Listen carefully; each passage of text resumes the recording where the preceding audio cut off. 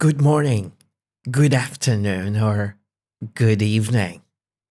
For some people who are lazy to go to sleep or to wake up early to listen to this podcast analysis of a short story that this is the continuity of, they might not catch up with the best podcast out there to give you, in a nutshell, the best gist of a pronunciation of English. So welcome everyone. Let's include everyone. Let's be a little bit inclusive to everyone and not exclusive to some people. Today, we do read the story that we did not finish in our last time we had that podcast because we keep jumping back and forth. To keep jumping back and forth is to keep doing the same thing and you do something else and then you return back to do it again. So this is pretty much what we're doing. We are taking short snippets of the story, so we are not taking it in one go. If you don't take something in one go, like drinking a whole bottle of water. Interesting. That's a good sample of American pronunciation to some people, fanatics of accent. We'll come back to that later. But today or tonight, we're doing a short paragraph of reading, but it's actually not about reading. It's about enjoying good quality of reading for the benefit of pronunciation and learning vocabulary. This is part of a story that we've been reading that I don't know the title of. I just forgot the title. And I kind of feel lazy to go back to the square number one, to the beginning of this essay or this short essay to read it. But it's in a nutshell, very interesting story that helps us develop good pronunciation practices. You know, when it comes to learning vocabulary, that you just need to foster good amount of pronunciation. You need to condition your ears to good quality of pronunciation to help you improve your English and to overcome the obstacle, the ordeal, the impediment, the, what do we call it? The catastrophe that we see nowadays that people do not and cannot and are not able to speak good quality English. English has become a common standard spoken language by more than 2 billion people around the world. So not being able to speak it, and not only do you have to be ready for this kind of language, but to be aware that in the next few decades, this language might become the standard language of communication of all the countries around the world. It is the standard first and second language spoken by more than 120 countries around the world. But this might go farther than that. Let's get started. So when the sound of metal falling. Now, look here. When we say when the sound of metal falling or metal falling. And I'm not stressing the G here. So if you notice here, I'm not saying the G. I'm just de-stressing it. And that's for a good reason. It's pausing me from smoothing to the next, from transitioning to the next word, whether that's a content word or a function word. It does not smooth out the way. if I say the sound of G, like falling. And probably that might take the ears of the listeners to confuse and mistake it for another word that I'm saying, or I'm just merging two words. So this shall be taken in consideration. I don't want to show you in ardent failure of pronunciation as much as I'm trying to manifest a better way of fostering better pronunciation for the amount of time that you spend. So when the sound of metal falling on the ground ended, when the sound of metal falling on the ground ended, she had a small pile of coins. She had a small pile of coins. Now, when we talk about had, this is not the regular had that functions as an auxiliary verb. No, this is the main verb. This is the major verb. So she had a small pile. And pile هو كتس أو كوم. Pile of coins. Coins هي العملات النقدية.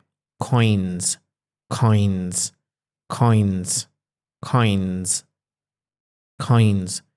She literally counted them. Now look how we say this word, literally. I can decisively say that every speaker of English says this word differently, and they say it according to certain norms, conditions, discretions that each one of us has in this regard. So what I'm saying a variety of this word. And this does not necessarily mean that this is the definitive pronunciation of. So I'm saying literally. We can say literally, as you can see here in the transcription, which is the British version of, and we can say literally. So literally, literally, literally, literally, literally, literally, or literally.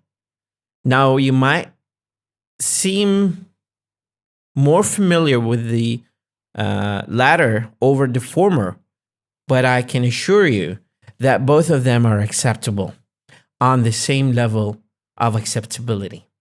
So I'm not tilting the scale to the American accent over the British accent, because Canadians, I mean, do we have people from Canada? They say it that way, literally. Or we can say literally. I mean, tomato. The way you say it does not geographically corner you to being Americanized or Britishanized. Is this? I'm not sure if this is a word, but I'm trying to say that you don't have to pretend that you're acting as an American or British speaker. You can say it the way you like, the way your vocal cords and your articulation system is conditioned, whether you're speaking Arabic, French, Farsi, or any kind of English or other kind of international common languages. You can say the way you want. I mean, nobody is going to judge you based on the way you say literally or literally. Because this word is so common that everybody is saying it. And whether you beautify it with this way or that way, as long as I understand what you mean, as long as I know that what you mean is the literally, that's enough. So there is no hard feeling. I mean, except for those people whom I consider grammar Nazis or pronunciation Nazis, who just judge you based on every single word that you enunciate. This is actually nonsensical to some extent. I mean, why would you judge people based on the way they say the thing over what they mean with these kind of things? Language is not restricted to the fact that you have to say it this way or that way. My professor used to say, there are ways. There's no one way. There are ways. So I keep saying that again and again, that please don't dwell on the fact that accent is important. It's not assessed in the majority of standardized tests in the world. Internationally speaking, the accent is not as important as the variety of vocabulary, the level of grammaticality that you have, or the coherence of your speech and the range of meaningfulness that you can convey to people. Eventually, a language that you speak is a means of communication of your ideas to the brain of your audience, to the brain of your listeners. So don't judge the person by the kind of accent that they possess or have, or they have not. This is nonsensical. So over and over through the rest of the night. But remember, this word, at least if you want to perfect the British or American, you have to say it like 500 times. Okay? So over the span of a whole week, you can dedicate some time and do it in intermittent manner. So you say it and you stop, you do something else. You go back and say it and you stop and you do something else. And you come back and you say it and you do something else. This is the way you get to the professional level. We are not after being perfectionists, but we are after being professional. And one way to be professional is to quit lecturing and start learning to practice. Learning to practice, being a practitioner, is a very important element of being a good speaker of English. Otherwise, the fact that you're just listening without manifesting in conversation with people, with engagement, with collaborative work as a team is of no value. So you have to pull yourself together and start activating your speech. Now, the way you do that is by pulling up a cell phone recorder, camera, not camera, camera. So the way we say it is camera. Look, the way we say it is camera. So the pronunciation is camera, camera. Now, let me just delete it here. So through the rest of the night, she literally counted them over and over through the rest of the night. Moving on here. So when morning came, morning. When morning came, look, when morning. So there's this kind of fusion. There's this kind of bridge that we draw between the last sound and the first sound of the new word. When morning came, the hole in the wall had disappeared. Now, the major verb, the capital word in this sentence is disappeared. So it carries the gravity of your pronunciations. The hole in the wall had disappeared. Perhaps she had lost her mind as well. Perhaps she had lost her mind as well as her fruit. Look, she had lost. And when we talk about had lost, we talk about two events that happened in the past. And one of the shortcomings of English, which is not a shortcoming as much as it's an ease of learning for foreigners. So it's one of the pieces where foreigners are lucky to learn English, is the fact that English is not sophisticated when it comes to grammar and tenses and aspects. So in this aspect in particular, we talk about past perfect. In past perfect, we talk about two events that both took place in the past. But in order to say that one of them preceded the other and the other came after the first event, we have to use this kind of structure, which happened to be called, for some reason, past perfect. So she had lost her mind as well as her fruit. Because look at the time that they're talking about past here. So this is past. So this event was preceded by another event that happened earlier. So the event that happened earlier should be reported by the speaker or the writer. And one way they report it is by using a structure that is identical to this one, which is had lost. So instead of saying she lost her mind as well, because that's going to be synchronous to the event of the coming of the morning. So when the coming of the morning happened or occurred, there was a parallel collateral event that was on the same equivalence that both happened at the same time. And this is not the case here. What we are talking about specifically here is the fact that there was an event that preceded another event. And one way we structurally say it is by using the past perfect. So the past perfect's purpose is to simply say, this event happened first before this event, before that I tell you that. So there are three, obviously there are three events. The event of me actualizing what happened by reporting it, and the action of reporting is instantaneous. And then I'm reporting two events. One of them came before the other one. So the first one used to be called past perfect. So her mind, as well as her fruit, her cart, and her mother stole. Her mother stole. Look here, this is another bridge. I call it bridge. This is not the technical word of it to describe this kind of